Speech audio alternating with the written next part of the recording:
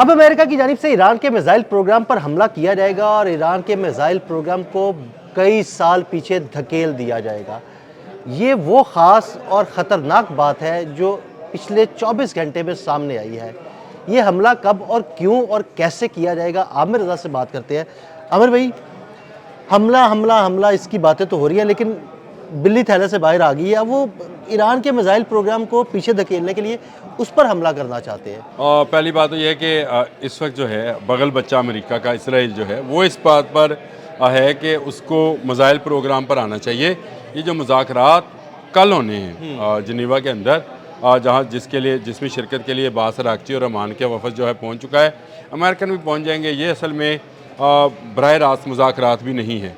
ये ओमान के सफ़ीर को कुछ कहेंगे, ओमान का जो नुमाइंदा है उसमें मुज़ाकरात में वो जाकर अमेरिकन को बताएगा, अमेरिकन जो है फिर उसका जवाब देंगे, फिर ये जाएगा तो फिर उसके बाद कहा जाएगा कि जी मुज़ाकरात के लिए अगला दौर कब होगा। ये चलता रहेगा, इसको चलने दें। लेकिन वो मुझे अकबर आबादी का शेर याद आ गया कि रकीबों ने लिखाई है बट जा के थाने में कि अकबर नाम लेता है खुदा का इस ज़माने में। देखें, बात यह है कि ये रपट लिखवाई है इसराइल ने। इसराइल को क्योंकि मिसाइल का मज़ा चखा दिया गया था, इसराइल को बता दिया गया था कि इनके पास, ईरान के पास यानी, ऐसे बैलिस्टिक मिसाइल मौजूद हैं जिसको आपका आयरन डूम, आपका थॉड, आपका पेट्रियट, आपका अपना जो सिस्टम्स हैं दिफाई सिस्टम्स, वो उसको नाकाम बनाएंगे। अब ये चंद मिसाइल इस्तेमाल हुए थे, अभी वो मिसाइल तो इस्तेमाल ही नहीं हुए थे जिनकी स्पीड बहुत ज़्यादा है। तो इसका मतलब ये है कि वो उसने कहा, इसराइल ने कहा कि अमेरिका तो शायद यहाँ से वापस चला जाए। बहरी जहाज़ ने स्टार्ट किया, टर्न किया, वापस रवाना हो जाएगा, मुज़ाकरात कामयाब हो जाएंगे, एडमी तनसीबात पर ईरान मान जाएगा, लेकिन मिसाइल प्रोग्राम का तो वहीं का वहीं रहेगा। अब बहुत सारे सवालात जन्म लेते हैं कि इसराइल मिसाइल प्रोग्राम पर ही इतना फोकस क्यों कर रहा है। मैं ये अक्सर कहा करता हूँ कि आने वाली जंगें जो हैं ये जहाज़ों और मिसाइल्स की जंग है, ये बरी की, टैंक की, ये तोपों की जंग नहीं है। ख़त्म हो गई, जैसे तीर तलवार नेज़ों की जंग ख़त्म हो गई, बैन उसी तरह से ही अब ये बड़ी फ़ौज से निकल कर ये फ़ज़ाई फ़ौज की तरफ चली गई। यानी आपके मिसाइल प्रोग्राम्स, आपके रॉकेट फोर्स जो है वो कितनी मजबूत है, उससे अंदाज़ा होता है कि आने वाली जंग में क्या होगा।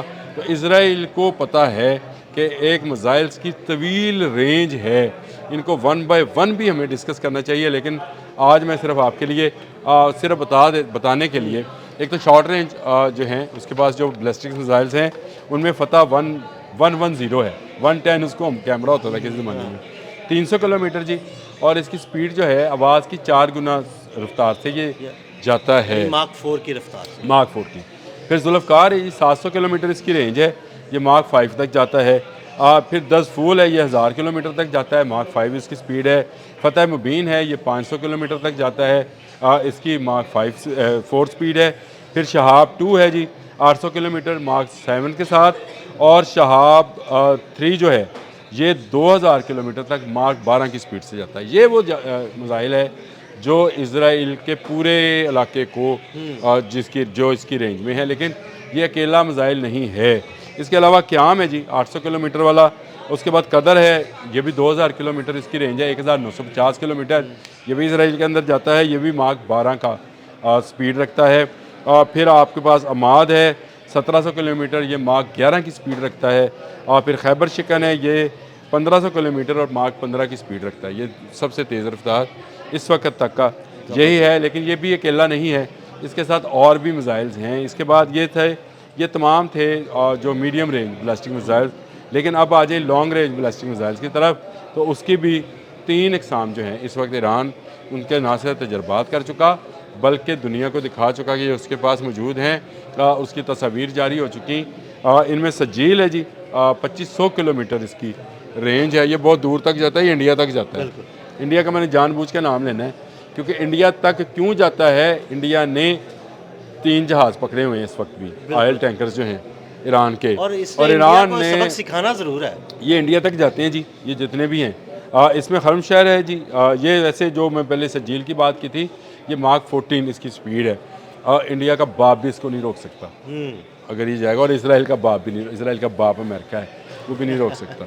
और ये इसके बाद खर्म शहर 4 है जी, इसकी भी मार्क 15 जो है स्पीड है, और 2000 किलोमीटर इसकी रेंज है। ये वो उनके पास जो हैं शॉर्ट रेंज, मीडियम रेंज और लॉन्ग रेंज बैलिस्टिक मिसाइल्स हैं। इस प्रोग्राम में वो रोक लगाना चाहता है, यानी उसको पता है कि शॉर्ट रेंज से मुराद ये है कि मिडल ईस्ट के वो तमाम मुल्क जो ईरान के इर्द गिर्द मौजूद हैं, जिनकी सरहदें ईरान से मिलती हैं, तो ये इससे इसराइल को बराह रास्त तो कोई ख़तरा नहीं है। हाँ, इसराइल के मफादात को कहीं ना कहीं ख़तरा हो सकता है, इस पर वो बात नहीं करना चाहता। लेकिन मीडियम रेंज और लॉन्ग रेंज पर वो चाहता है कि रोक लगाई जाए और जो उसके पास सफिस्टिकेटेड मिसाइल्स हैं, जिनकी स्टेल्थ टेक्नोलॉजी जो है, इनके अपने डूम्स जो हैं वो पकड़ नहीं सकते हैं। और इसराइल के नेतन्याहू का एक मौक़िफ़ तो मैं भी मानता हूँ, दुनिया चाहे मुझे जो मर्ज़ी कहे, उसकी बात तो ठीक है। उसने कहा कि अगर आज ईरान को ना रोका गया तो आने वाले 6 माह या साल के बाद पूरा अमेरिका इसकी रेंज में होगा। बिल्कुल। RCBM ICBM जो है, ये जो हर्मशर 4 है, ये ICBM ही की किस्म है, इसकी रेंज बढ़ानी है सिर्फ। तो एक ICBM तैयार हो जाएगा जो कि 12,000 किलोमीटर तक जाएगा।